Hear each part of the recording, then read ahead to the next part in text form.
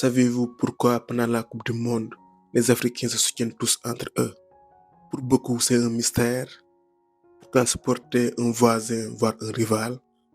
Pour comprendre ce réflexe, il ne faut pas regarder le score, il faut regarder l'histoire.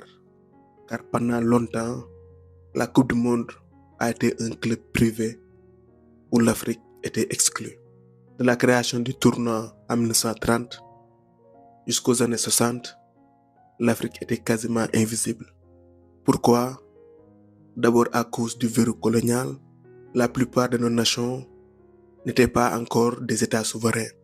Elles n'avaient pas donc de fédération reconnue par la FIFA. Il y a bien eu l'Égypte en 1934, mais c'est l'exception qui confirme la règle. Après elle, un vide total de 36 ans.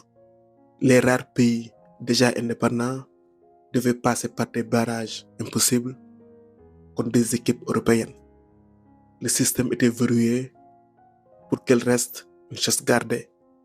Arrivent les années 60, les indépendances, des nations comme le Sénégal, le Cameroun ou le Ghana deviennent des États fiers. Elles veulent leur place à table.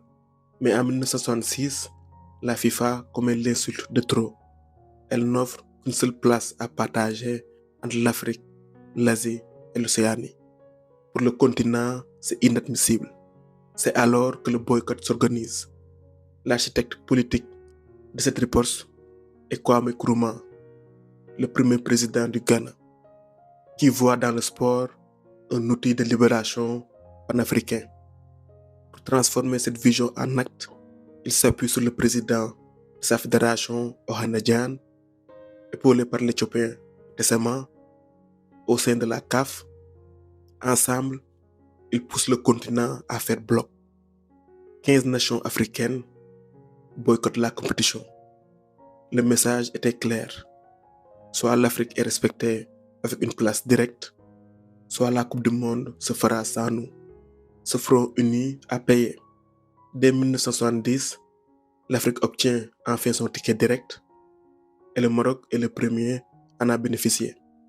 Mais la place seule ne suffisait pas, il fallait la légitimité. En 1974, le Zaïre subit un lourd 9-0 contre la Yougoslavie.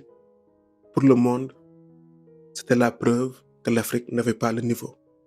C'est pour ça que chaque succès qui a suivi a été une étape vers le respect.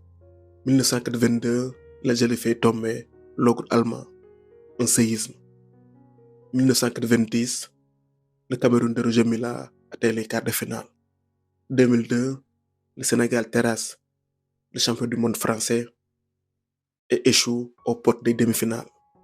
2010, le Ghana atteint lui aussi les quarts de finale, prouvant que le football africain a définitivement grandi. À cette époque, chaque but était une réponse aux préjugés. On ne jouait pas seulement pour un drapeau, on jouait pour la dignité de tout un continent. Aujourd'hui, ce besoin de solidarité semble moins vital. Le talent africain a tout conquis, de George Weah à Eto'o, de Drogba à Mané. Le Maroc l'a prouvé en 2022 avec sa demi-finale. L'Afrique regarde désormais le monde droit dans les yeux. Mais avec ce succès, la solidarité s'efface parfois devant la rivalité. On est devenu un continent de football mature, avec nos propres derbys et nos joutes entre voisins. Est-ce dommage de perdre cette union? Peut-être, mais c'est surtout le signe que nous avons enfin gagné notre place.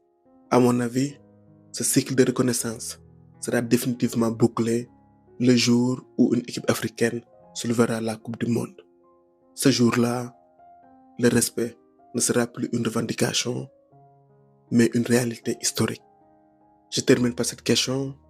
Vous êtes encore dans la solidarité du bloc africain ou vous ne jouerez que par votre drapeau? Voilà les amis, c'était tout pour cette vidéo. On se retrouve pour d'autres vidéos. À très bientôt. Fidèle au football, au micro, c'était Devract. Pour vous servir.